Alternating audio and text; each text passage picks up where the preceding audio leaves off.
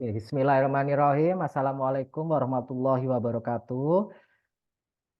Selamat sore, salam sejahtera untuk kita semuanya.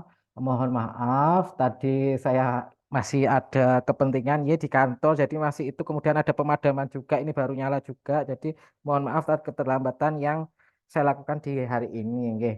Kita mulai saja, nggih. Yang terhormat kepada Klinik LBC Sidoarjo beserta tim dan mungkin nanti Dokter Alfi yang mungkin bergabung dalam Zoom hari ini. Puji syukur kita panjatkan kepada Allah Subhanahu wa taala karena pada sore hari ini kita dapat berkumpul kembali nggih Bapak Ibu dalam acara pembimbingan akreditasi klinik LBC Sidoarjo.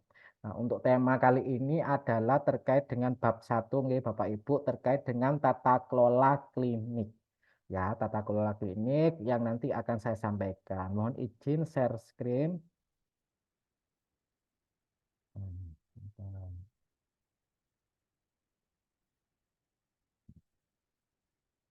Ini nggih, klinik. Kita ketahui klinik adalah fasilitas pelayanan kesehatan yang menyelenggarakan pelayanan kesehatan di mana itu ada pelayanan medis dasar dan juga ada yang melayani spesialistik yang semuanya itu secara komprehensif ya. Dalam hal ini apa itu komprehensif? Yaitu sesuai dengan standar kedokteran, kemudian pelayanannya paripurna dan juga pelayanannya berkesinambungan. Jadi saling keterkaitan selama 1 tahun ini gitu ya. Jadi berkesinambungan, berkelanjutan.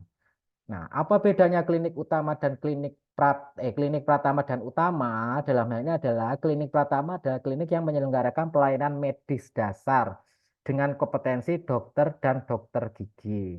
Kemudian upaya pelayanan kesehatan di klinik pertama meliputi medis dasar rawat jalan dan rawat inap. Sedangkan di klinik utama itu adalah menyelenggarakan pelayanan medis spesialistik atau pelayanan medis dasar dan spesialistik. Ya, ini bedanya. Jadi ada medis dasarnya dan spesialistik. Jadi di sini adalah upaya pelayanan kesehatan di klinik utama itu ada dua, medis spesialistik dan dasar. Gitu, nggih. Sama menggunakan klinik utama ini menyelenggarakan pelayanan rawat jalan dan rawat inap. Nah, di dalam akreditasi klinik itu ada yang namanya bab, ada yang namanya standar, maksud dan tujuan, serta elemen penilaian. Yang kemarin sudah saya jelaskan terkait dengan standar akreditasinya, nggih, di Permenkesnya. Nah, ini yang perlu panjenengan pahami adalah di bagian maksud dan tujuan. Sebelum ke elemen penilaian, panjenengan harus memahami maksud dan tujuan. Itu. Di mana ada 3 bab, yaitu tata kelola klinik, yaitu terkait corporate governance.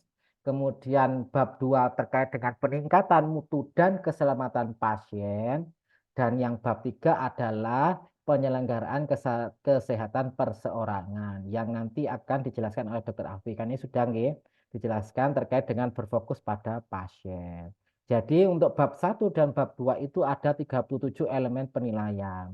Sedangkan di penyelenggaraan kesehatan perseorangan ada 67. Jadi lebih banyak ke TKPP-nya, ke pelayanan perorangan. Ada 67 elemen penilaian. Di tata kelola klinis itu ada 4 standar. Yang pertama adalah organisasinya bagaimana, yang kedua adalah bagaimana tata kelola sumber daya manusianya, yang ketiga bagaimana tata kelola fasilitas dan keselamatannya, kemudian yang keempat bagaimana tata kelola kerjasama yang dilakukan. Kemudian yang peningkatan mutu itu ada 3, yaitu bagaimana upaya peningkatan mutu pada keselamatan pasien, yang kedua adalah sasaran keselamatan pasien. Dan yang ketiga bagaimana mencegah dan mengendalikan infeksi yang terjadi pada klinik. Jadi ini ya, jadi nanti yang perlu diperhatikan adalah untuk mendapatkan memberikan pelayanan yang optimal kepada pasien klinik harus memiliki kepemimpinan. Jadi dari direktur dan penanggung jawab itu harus ada ini kejelasan pembagian tugas dan peran dari masing-masing pemangku kepentingan klinik. Misalkan apa itu tugasnya pemilih, apa itu tugasnya penanggung jawab atau PJ, atau apa itu tugas dan tupoksinya dari pemberi pelayanan yang tertuang dalam tata kelola klinik. Jadi di bab 1. Nah, Apa itu tata kelola klinik? Jadi nanti di dalamnya ada visi misi, struktur organisasi, uraian tugas dan fungsinya masing-masing tadi. Misalkan direktur, penanggung jawab, kemudian masing-masing tadi misalkan dokter, kemudian ada apoteker, itu apa saja tugas dan fungsinya.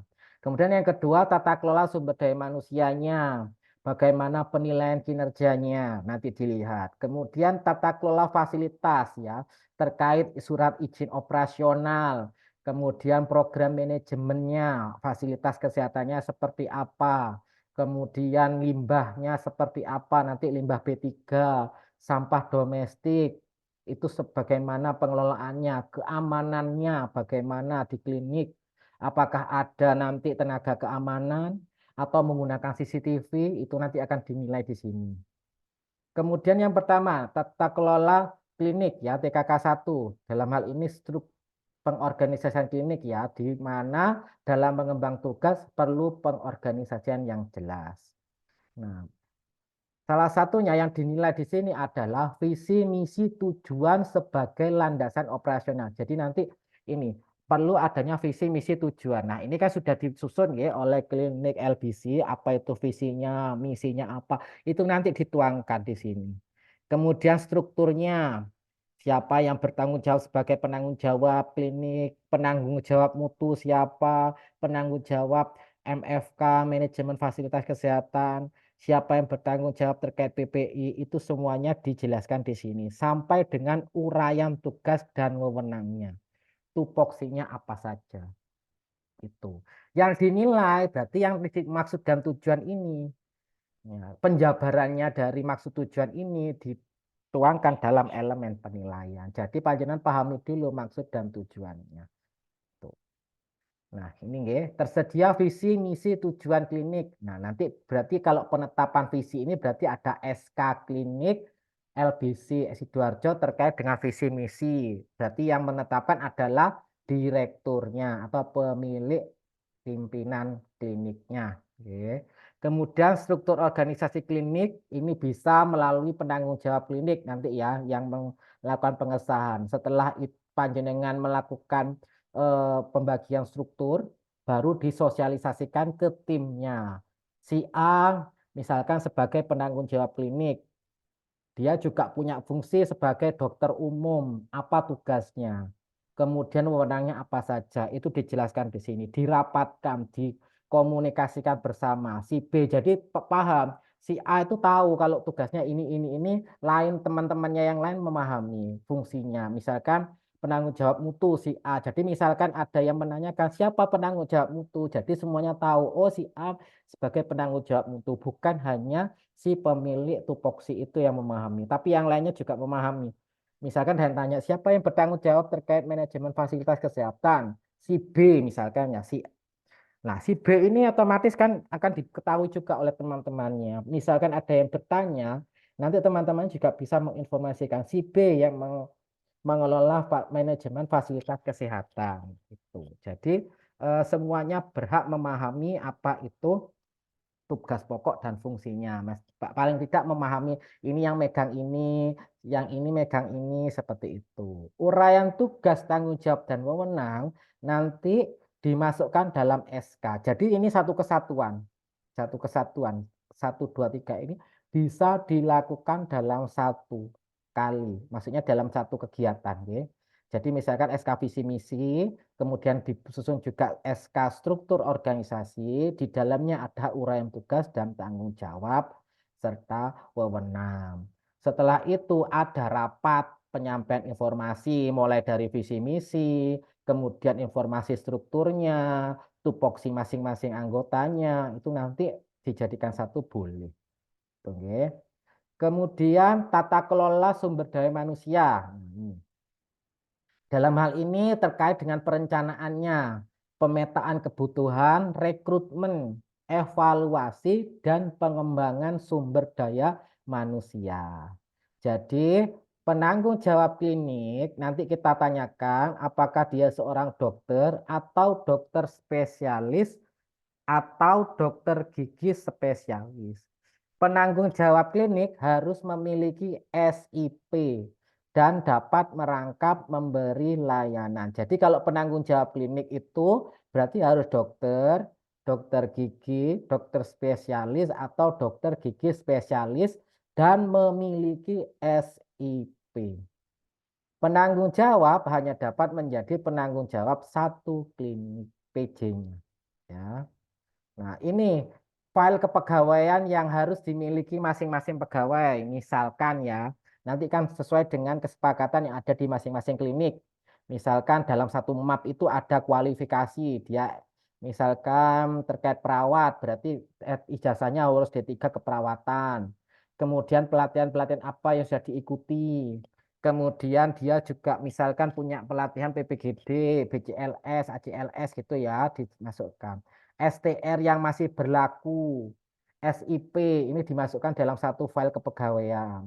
Uraian tugas, dia tugasnya sebagai apa di situ, di klinik LBC. Kemudian nanti ada mungkin ada sertifikat-sertifikat yang menunjang. Penilaian kinerja ini dapat dilakukan 1 tahun 2 kali atau 1 tahun 1 kali. Monggo disesuaikan dengan yang ada di klinik LBC. Sama uraian kompetensi.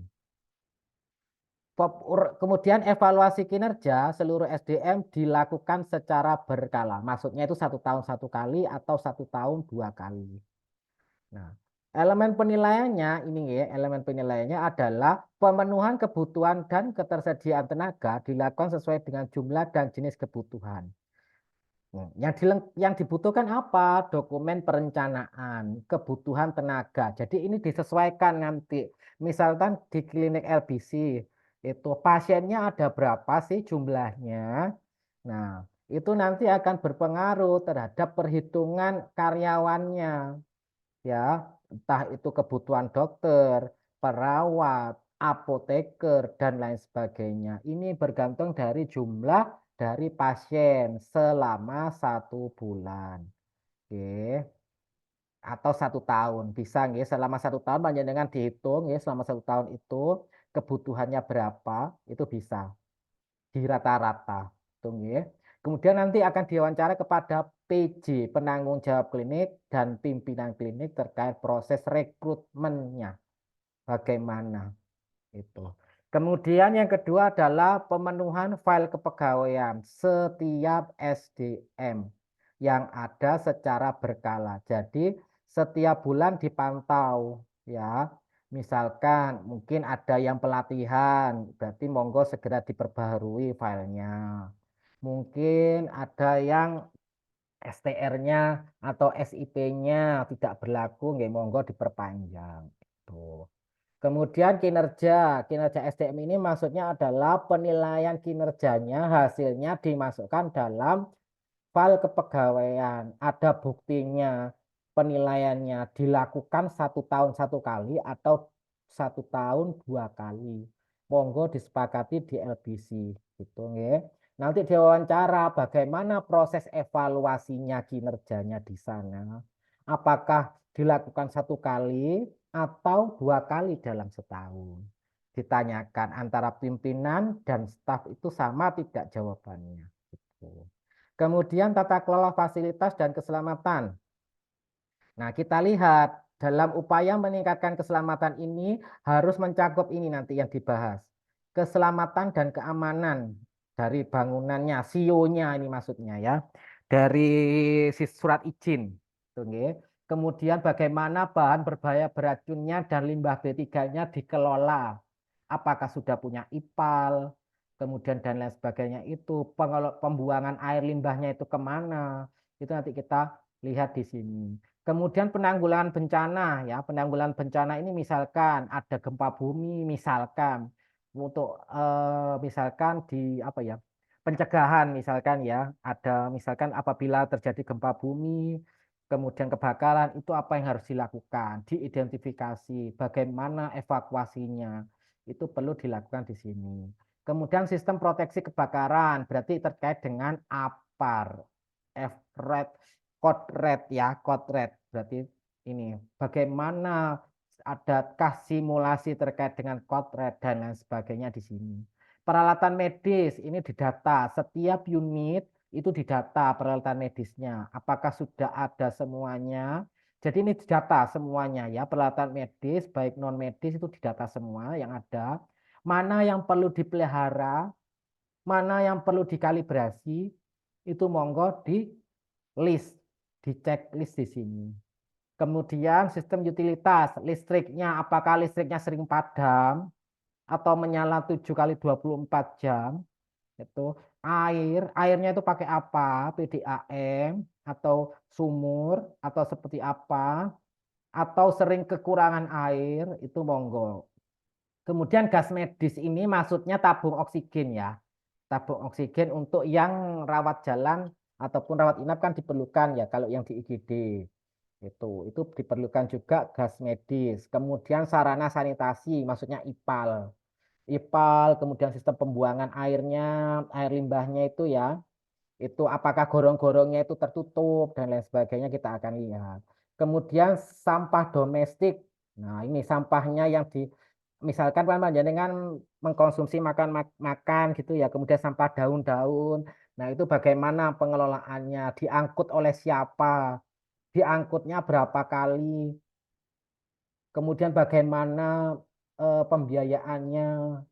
Penarikannya kerjasama dengan siapa, apakah dengan DLH atau dengan lingkungan setempat, monggo dijelaskan di sini.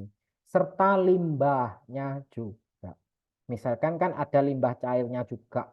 Itu misalkan dari kamar mandi, itu dialirkan kemana, itu harus jelas di sini. Itu salurannya kemana, gitu. Itu nggih.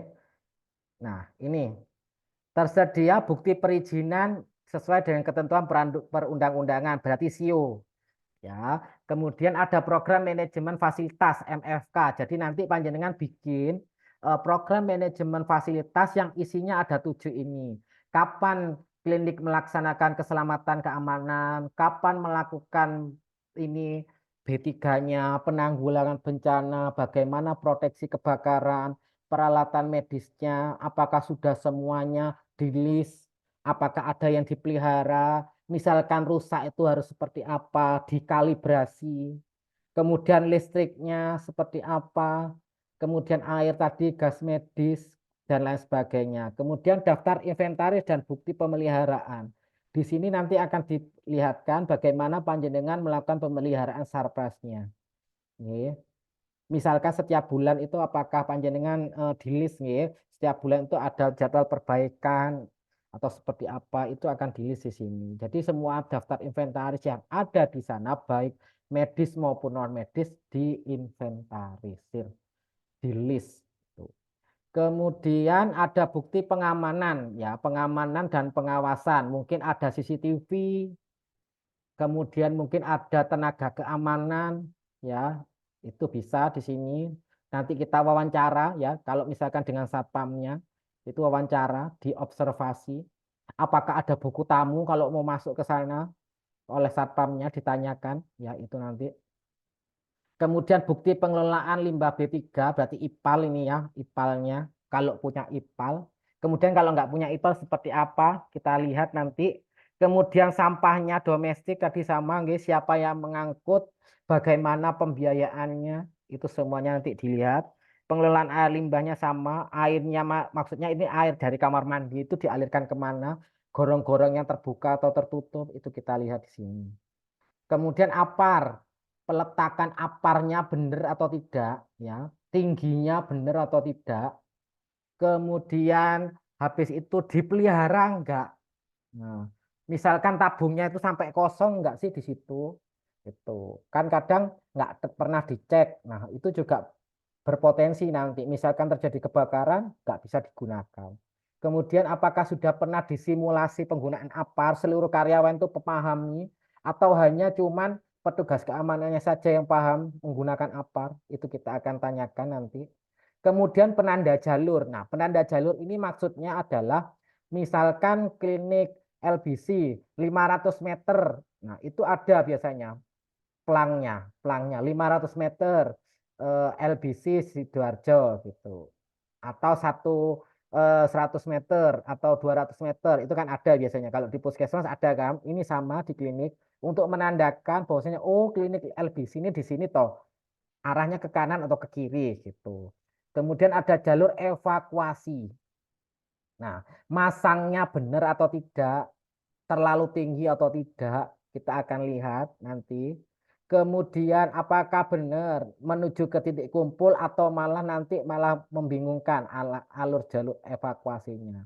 Itu kita akan lihat. Terus kemudian nanti diwawancara, staf itu ngerti nggak sih gambar-gambarnya itu, arah penunjuk arah itu, jangan-jangan nggak ngerti. Itu. Tuh.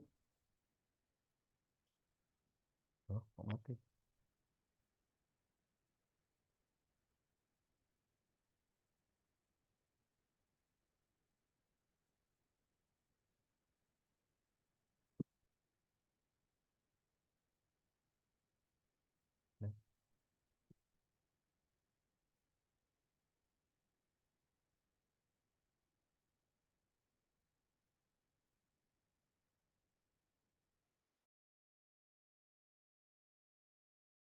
Uh, mati lampu, padam lagi. Maaf, maaf, padam lagi sebentar. Saya share lagi. Ini lampu listriknya ini padam, Ya, padam. Pak. Nah, ini nggih. Nah, bukti inventarisnya. Jadi seperti itu tadi. Jadi misalkan pemasangannya benar nggak sih terkait misalkan, nah ini jalurnya, jalur evakuasinya tingginya benar nggak sih? Kan 20 sampai 40 cm kan dari bawah. Tuh nggih. Itu apa bener nggak sih masangnya itu nanti kita lihat. Kemudian ada bukti larangan merokok ya, kebijakan di klinik itu yang mendukung larangan merokok. Nah, itu. Kemudian misalkan bukti